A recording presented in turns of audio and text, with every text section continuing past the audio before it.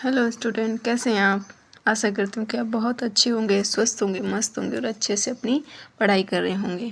देखिए स्टूडेंट, आज हम क्या करेंगे कि यहाँ पर क्लास 10th जो है उसके फर्स्ट चैप्टर का फर्स्ट क्वेश्चन है। फर्स्ट चैप्टर का फर्स्ट पॉइंट 1.1 जो है उसका फर्स्ट क्वेश्चन हम पिछले एक वीडियो में कर चुके हैं। यहाँ हम सेकेंड क्वेश्चन करेंगे, ठीक है।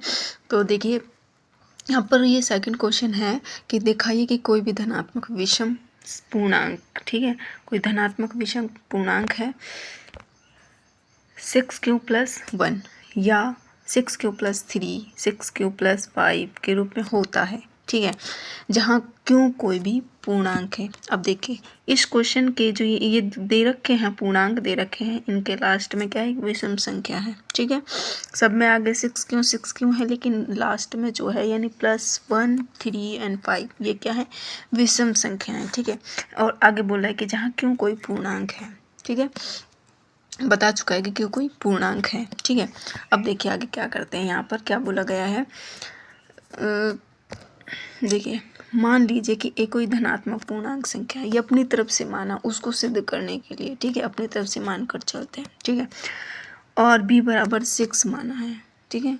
a धनात्मक पूर्णांक है और b बराबर 6 है। तब न्यूक्लियड एल्गोरिथम के अनुसार a बराबर 6q+r ये कोई क्या है, पूर्णांक है, उन पूर्णांकों की तरह जो ऊपर दे रखे हैं, ठीक है।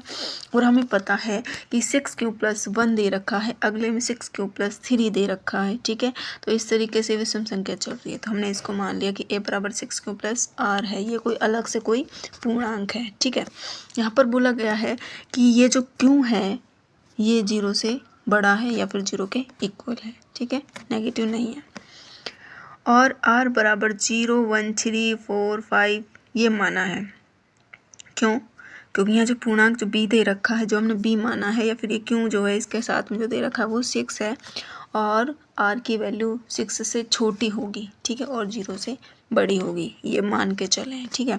अब देखिए यहाँ पर r का मान प्रतिस्थापित करने पर, यानी प्रतिस्थापित का मतलब जो ये हमें पूर्णांक दे रखे हैं, ये वाले पूर्णांक जो दे रखे हैं, इनमें क्या करना है, r की वैल्यू रखनी है, ठीक है। एक मिनट रुकिए,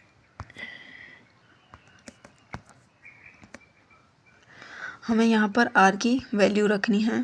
तो अब देखिए r की वैल्यू रखने के बाद में क्या होता है। देखिए हमने r बराबर जब 0 रखा, यहाँ पर वैल्यू दे रखी है ना 0, स्टार्टिंग में 0, इसी तरीके से हम आगे भी रखते जाएंगे। r बराबर जब हमने 0 लिया तो जो हमने पूर्णांक माना था ये a बराबर 6q+r, इसके ये जो है हमें क्या मिला है, देखो यहाँ पर हम रखेंगे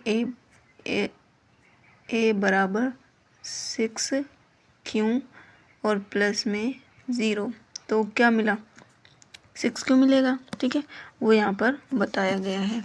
अब देखिए इसी तरह सिमिलरली इसी तरह हमें क्या करना है, 0 के बाद में 1 रखना है, फिर 2 रखना है, फिर 3 रखना है, फिर 4 रखना है, फिर 5 रखना है, ठीक है। इसी तरीके से इन्होंने जब रखा तो देखिए मैं एक बार बता देती हूँ, यहाँ पे शॉर्ट में दे रखा है सारा कुछ, ये ऑलरेडी पहले से ही बता दिया गया है कि जैसे अगर हम 1 रखते हैं इसमें कहाँ गया a, अगर हम उस पूर्णांक में रखते हैं a बराबर 1 तो हमें क्या मिलता है, a बराबर में हमें मिलता है 6q प्लस में 1 ये मिला। यानी ये जो है पीछे वाला जो ये संख्या दे रखी है, नंबर दे रखा है, यही तो चेंज होता है। इसमें इसी तरीके से 1 है, 2 रखा, 3 रखा, 4 रखा एंड 5 रखा, ठीक है। देखिए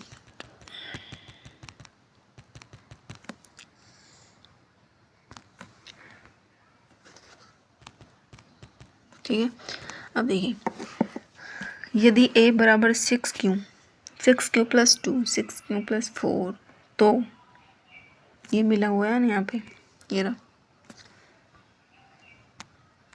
ये जो हमें मिले हैं उनको रखने पर ये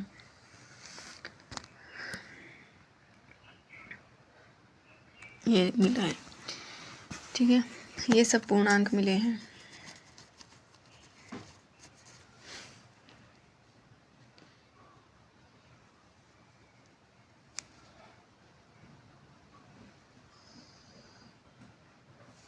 ठीक है।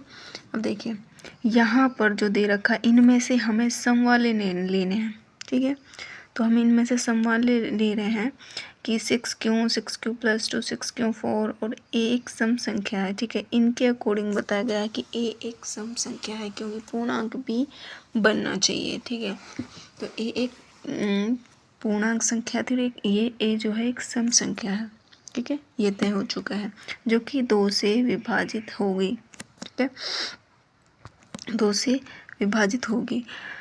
एक धनात्मक पूर्णांक सम या विषम हो सकता है, ये भी ठीक है। धनात्मक पूर्णांक सम या विषम भी हो सकता है, लेकिन यहाँ पर सम प्राप्त होता है जो भी बताया गया है।